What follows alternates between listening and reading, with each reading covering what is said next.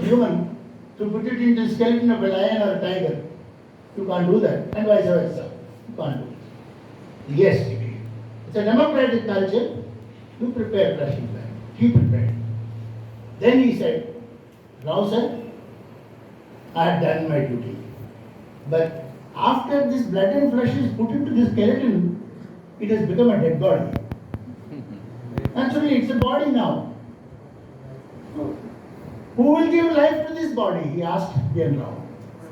B.N. Rao said, because most of you do not read this in the books, you don't find it also, except the original literature, which I could gather from Delhi University.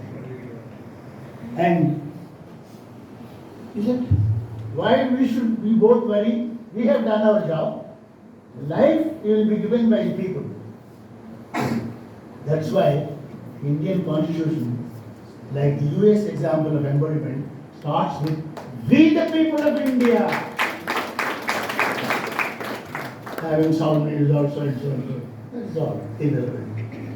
So who gave life to this body? People gave life.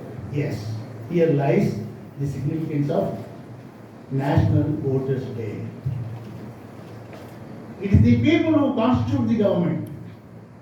It is the people who wish that government should be for them.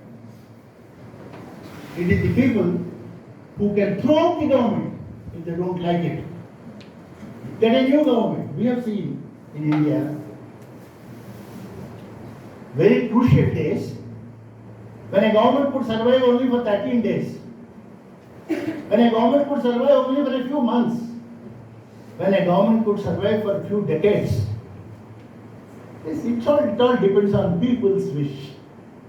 That is the power of vote. As you always say, when a person is shouting at you, I go to him and tell him, you don't shout back. You keep silent, let him shout as long as he gets exhausted. You know, silence is the strongest weapon of human mind. Vote is the strongest weapon of democracy. So that vote, which is the strongest weapon of democracy, shall not be neglected, shall not be ignored. But in many countries, women had no voting rights, but they have achieved today. Still, there are countries where women were not allowed. They are not allowed to vote. Therefore, better. Today, our women are empowered. Now, the immediate need today is to empower the youth of India, because we have tremendous youth force. If you don't empower them with enlightening programs like this, they may take wrong routes. Prasad Rao Garu very aptly mentioned, I was keenly observing him. He was mentioning about a project or a program, a product which he is often mentioning. How to make a good leader, am I right? He never used the word how to strengthen democracy. He only said how to make a good leader. For that, he is preparing a product. Yes, we welcome you. Probably, if you happen to launch here, if everything goes well, please call me also. Definitely, sir. I already told you. I know. You are always welcome. Thank you. Even without invitation, I am allowed to come. No problem. Thank you very much. Thank you. So therefore, remember how much importance is given to leadership in democracy. We don't have. It is unfortunate to say, I am not with a negative mind. I am always the positive mind because I come from Defence Force. I was in Indian Air Force, which I have not mentioned, of course, in the biodata. From 1968 till 1983, 15 years I served in the Indian Air Force as a combatant with you in uniform and served on war also. I was in 71 wars.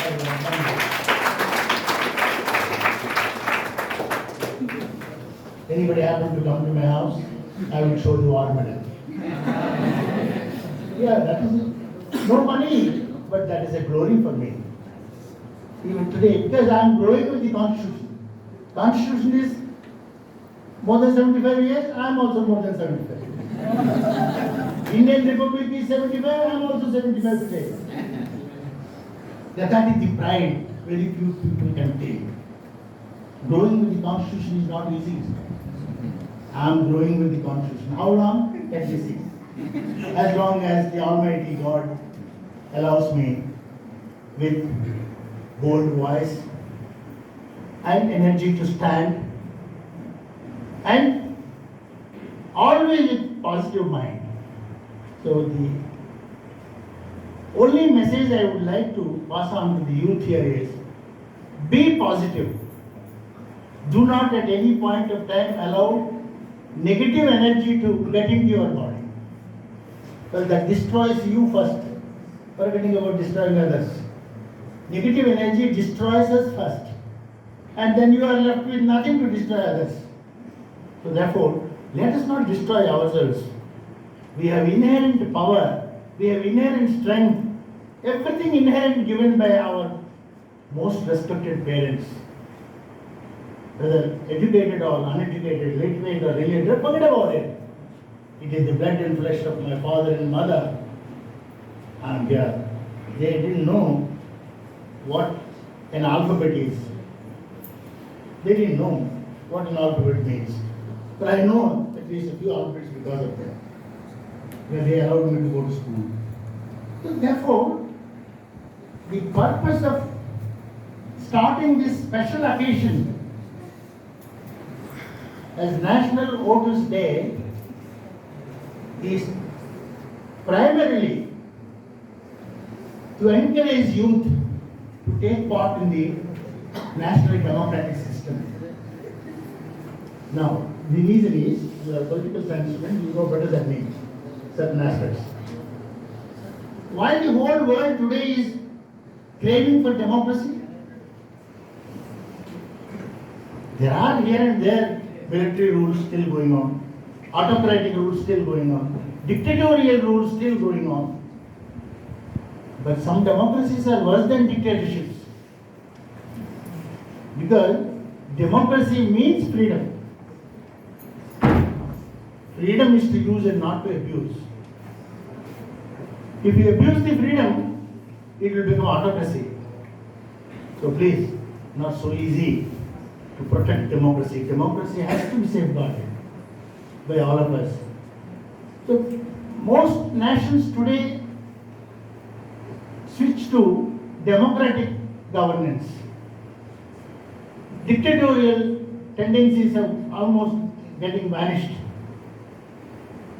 Except a few countries, because of their ignorance or illiteracy or foolishness, we can't define. If you ask me to define a fool, I can't define it. If you ask him to define a good man, I can tell so many things.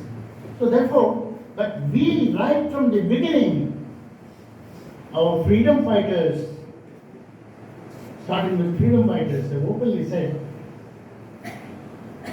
when there was a proposal that to keep us as part of Commonwealth, our leaders have said, sorry, we either freedom or no freedom. There is no question of part of Commonwealth. We can't subjugate ourselves. If you want to give independence, give and get out. Otherwise, we know how to get the independence. This was the type of discussion that went on. And that also a lot of literature is with me. So therefore, ultimately what they decided, oh, we'll give independence and go away. Oh, that's why you know, very important aspects here. On Independence Day, we host the flag. On Republic Day, we unfurl the flag. That's two different aspects. There is no difference in the meaning. So we host the flag because it goes from bottom till top. Now we are free, independent nation.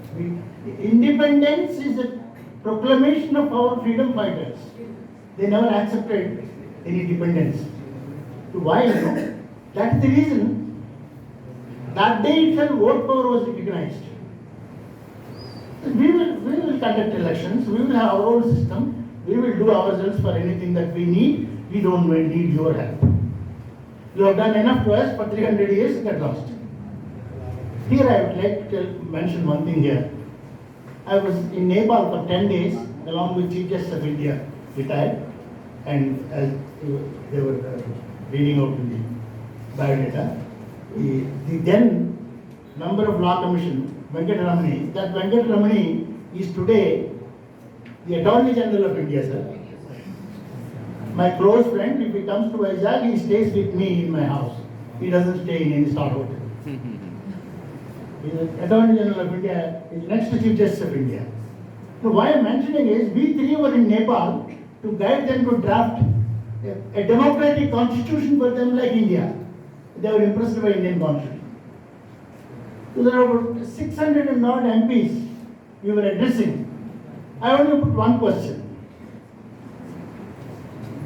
Respected honorable members of Parliament, and you are the Constituent Assembly members also. But I have an apprehension in my mind that how long you can sustain this. You have struggled for 300 years to throw the king out and bring the democracy back. But remember, sustaining democracy will take 6,000 years or even more than that. So you have taken 300 years to restore the democracy, but to sustain it will take thousands of years. Remember, because in a democracy everybody feels that he is a leader. If everybody is a leader, then it is not democracy, it is something else. It is anarchy, we call it. If one fellow claims, it is autocracy, dictatorship. If a military ruler claims, and I was just reading the biography of Field Marshal S.H.F.J. Manekshaw. When I was serving the Air Force, he visited the Air Force Station once. I had the good opportunity to see close to it. During 71 war, there were problems. Indira Gandhi summoned him. That time he was only general. General, can you please come down to my house? It was a conversation. Nothing, no fabricated story. It was a real conversation. Then Indira Gandhi asked him, I'm hearing here and from here and there a wild rumor that you are going to take over the country. See, what film discussion. Madam Indira, what business I have? I am a military man. I will go to the warfield, either die or kill someone and come back. I am not concerned with administration. I am not concerned with taking over any country. That is your duty. That's a complete clipping I have with me.